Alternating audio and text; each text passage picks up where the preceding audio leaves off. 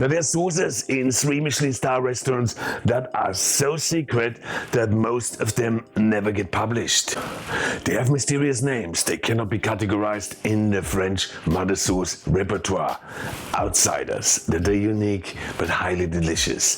The results of some very creative minds, which are kept secret because those chefs don't want you to find out about the truth, what they are made from. I mean, you'd be shocked to find out that a Michelin star chef would even consider such common ingredients in their cooking. So today I show you 3 of such genius sauces and you'll be surprised how easy they are. 10 minutes the most, no special ingredients or techniques, and they're always super tasty. And made from stuff that you most likely have in your dry stock cupboard, like our first sauce. I mean, do you have tomato paste, mustard and white wine? Well, that's the base for our chameleon sauce, which you can finish in under 10 minutes. The so-called express sauce, the one that goes with everything and makes all food shine. It was invented by the late 3 Michelin star chef Vignard. His 3 Michelin star pupil, Pierre Gangaires, preaches the genius of this sauce to this day. So here it goes. You take a pot. I add 2 tablespoons of tomato paste, 2 tablespoons of French Dijon mustard, half a bottle of good white wine. Mix it together and bring it to a boil. But it has to be good white wine, so in case you don't know what to do with the other half, you do what I do, you have a glass or 2 while the sauce reduces, like a true French chef. But you also need to stir the sauce so it doesn't burn. And just when the sauce was reduced to almost a paste, I added the cream. And I reduced it again. I seasoned it with salt and pepper, and when it had the right consistency, I added 2 to 3 tablespoons of butter. I blended it to make it smoother, but you can just stir it in by hand. It tasted delicious. Now you can add some herbs to it, like thyme. The express sauce you serve with anything like fish, vegetables, poultry, and you can even serve it cold if you don't add the butter. We'll taste it in a minute with the other 2 sauces, so we'll find out how good it is. Now you must agree it cannot get any simpler than that, but you have not seen the other 2 sauces. You will be surprised how good they are and how simple they are. And yes, I put the recipes in the link below, as well as the name for the next sauce.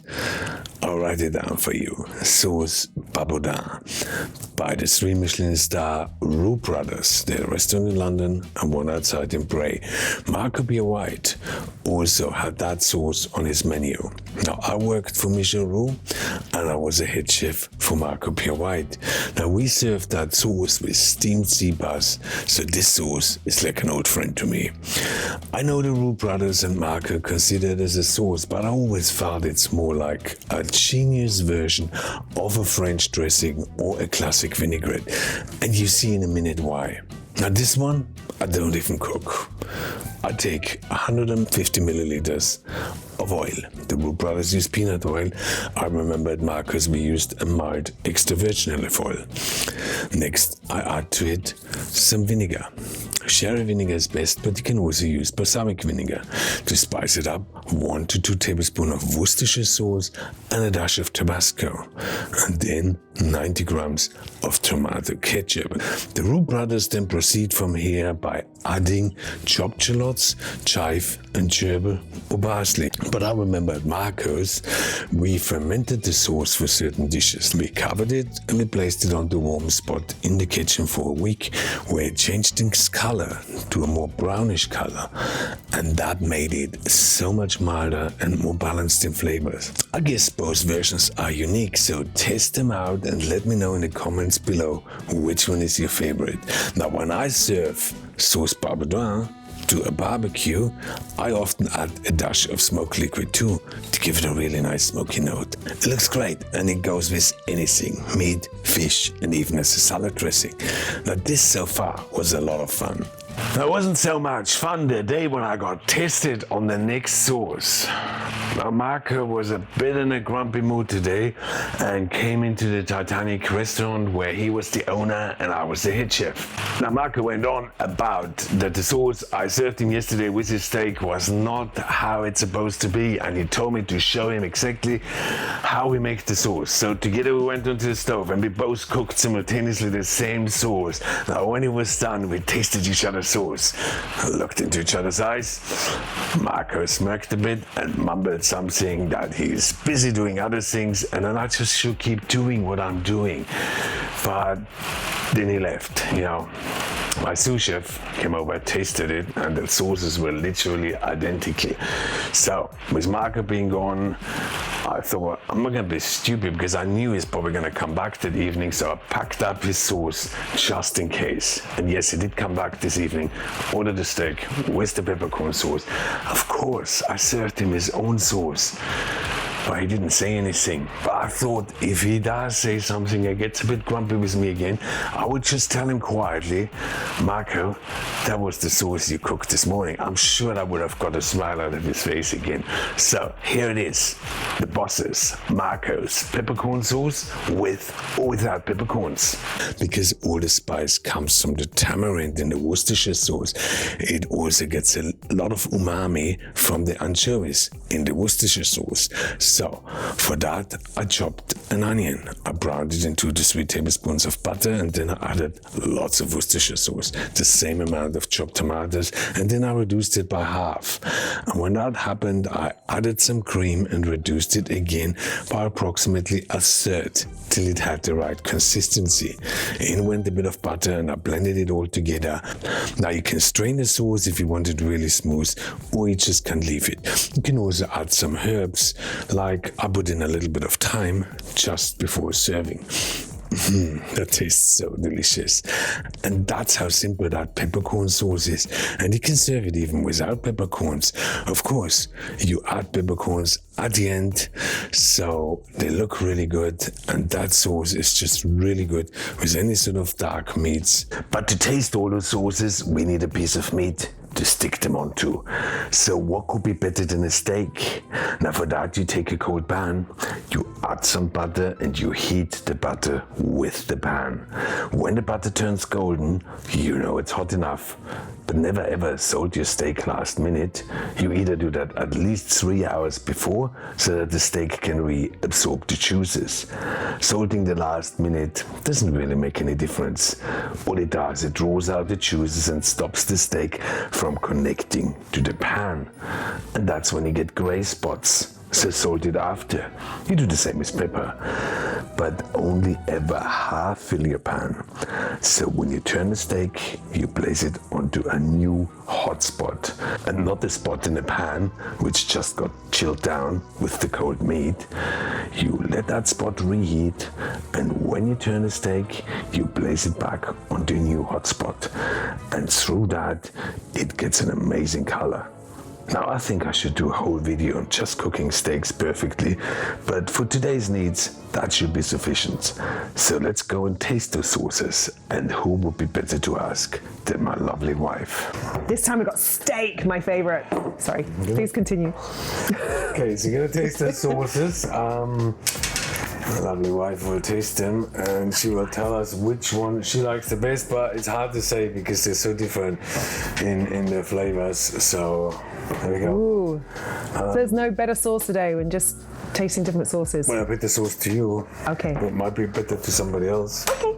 All right. Okay, so I can't lose. No, not Yep. today. Right. I can lose. I will cut myself 3 equal morsels of meat, so that I am not big ones because I love steak. Okay, here we go. Number 1. You can just a bit more of the sauce if you want to. What do you think? There's a herb in it. Yeah, a little bit of thyme, yeah. I can taste that. But what's about the rest?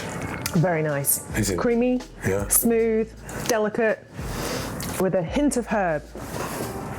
So you would like that on your steak or chicken or Yeah, I don't know about chicken. vegetables? Because chicken Not my vegetables, because I like my vegetables fresh, as you know. But and overcooked.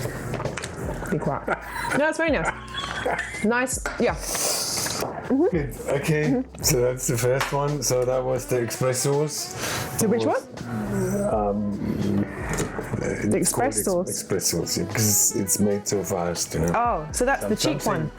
Ooh, it's going to get better. You should put it in the repertoire. It's quick and easy. Oh, that's true. That's probably where I like it. Okay, next one. Okay, I'm a very impatient cook. Okay, next one. So this must be better than that one. No, not necessarily. Let's see.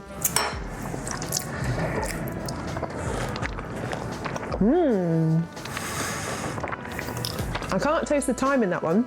Ooh, it's got more of a kick. There isn't any time in it. Oh, okay. I like the thyme in that one. That's like a peppercorn sauce. It's got more of a kick to it. Yeah? Yeah, there's definitely an after cough kick, which is good if you like things which are a little bit Peppery. peppery. Yes, peppery. Yes. Yeah, I think I prefer that one though. Yeah? Personally, yeah. I like the thyme in that. I think just like that's definitely something more that, you know, steak lovers would love that. I'm a steak lover. Sort of. Okay, I'll be quiet. That's nice. It's very nice, isn't it? Yeah. Okay. Yeah. So now the last one. Peppercorn sauce. Peppercorn sauce is like the most popular sauce to have a steak, isn't it? So that is a bloody good peppercorn sauce. Definitely. Just I like my steak without sauces. There we go. Now I can taste that one. I know. I like the look of this one. Asian influence. No, it isn't. What? That's not Asian. It is? No, it's not. What is it then? Anyway, it's supposed to be French sauce. Oh. It's sort of like a dressing. Yeah, type but it's- of a vinaigrette. I mean, you can tell why you think I think it's Asian, but it's quite delicate compared to those two. Yeah. But having said that, it's just different because it's not creamy. I'm sorry, I'm not doing this very well, am I? I have to say my favourite's the first one. All we need is honesty. Yeah, All we need I is do honesty. like that one. The first one is your favourite. Yeah. It's got a nice creamy texture. Yeah. It's not too strong, not too overpowering. Hint of thyme, which I think goes nice with the steak. As with that's more of a something I probably have with a white meat. I think Yeah, that fish, sauce. isn't it? Yeah, fish or a chicken. I love that with fish, the peppercorn sauce, obviously with steak. The express sauce you could literally serve as anything. If you did like the video, please check out the video on fondant potatoes because I think they would go really nice with all of the sauces. But that's my favourite. Okay, guys. So see you Okay. next time. Okay, see Thanks ya. for watching. Yeah, just make it a little bit smaller. My mouth isn't that big. Well, I mean, it is, but not for TV. depends, doesn't it? All right, ready. I did like that one. Yeah, that's Yeah, good. the express sauce. The sauce. So, how is this a slower sauce? No, not much. More